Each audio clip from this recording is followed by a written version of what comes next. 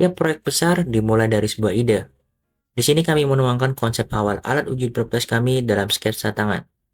Dari sketsa, kami beralih ke tahapan rancangan digital menggunakan software SolidWorks. Dan inilah hasil dari rancangan digital kami.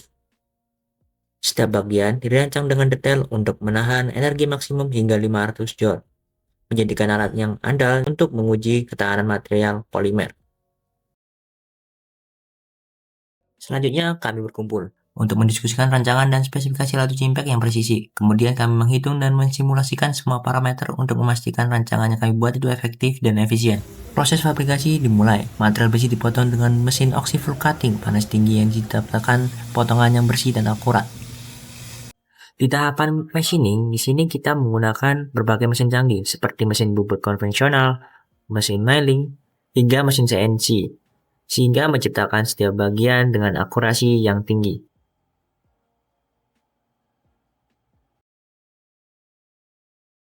Ketepatan adalah segalanya. Setelah dipotong, setiap bagian diukur berulang kali menggunakan jangka sorong.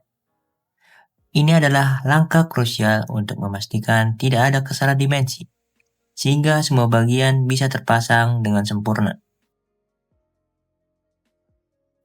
Potongan-potongan besi itu kini telah dirangkai, serta kami menyatukan setiap bagian untuk membentuk kerangka yang solid. Dari proses ini membutuhkan ketelitian yang tinggi, karena kekuatan alat bergantung pada setiap sambungan las. Selanjutnya, proses instalasi load cell ke papan Arduino dan modul HX711 dengan solder. Pastikan pada saat penyolderan, kabel-kabel disolder dengan rapi untuk memastikan koneksi listrik yang kuat dan stabil. Setelah semua bagian terpasang, kami memastikan setiap mekanisme dari batang pemandu hingga pelepasan beban berfungsi dengan lancar. Alat ini siap menjalankan tugasnya. Oke, selanjutnya kita memasuki tahap pengujian. Sebelum melakukan pengujian, kita perlu mengukur berat gabungan dari penampang, penetrator, serta load cell secara aktual dengan menggunakan timbangan. Dari hasil timbangan, nilai berat yang dihasilkan sebesar 17 kg. Kemudian kita timbang berat penetrator, hasilnya 5,3 kg. Lalu untuk berat bebannya, satu start itu ada di 9,9 kg. Untuk material spesimen menggunakan bahan polimer berjenis polipropilin dengan ukuran 150 x 100 mm. Ketebalan spesimen ini adalah 6 mm. Langkah berikutnya, masukkan Arduino Uno dan HX711 ke laptop atau PC dengan sambungan USB. Lalu mulai proses verify dan upload pemrograman menggunakan software Arduino. Yang nantinya data pembacaan gaya tumbukan maksimum dari load cell hasilnya akan muncul dengan menggunakan pemrograman ini. Berikutnya, proses berlanjut melakukan pemasangan beban sebagai penambah berat impaktor yang digunakan untuk memenuhi agar pengukuran energi tumbukan bisa tercapai sebesar 500 Joule.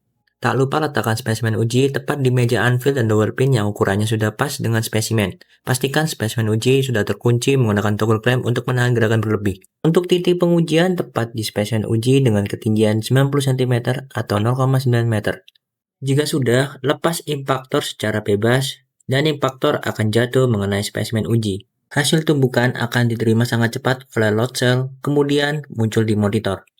Berikut hasil akhir spesimen yang telah dilakukan pengujian selama 4 kali percobaan dengan variasi beban yang berbeda.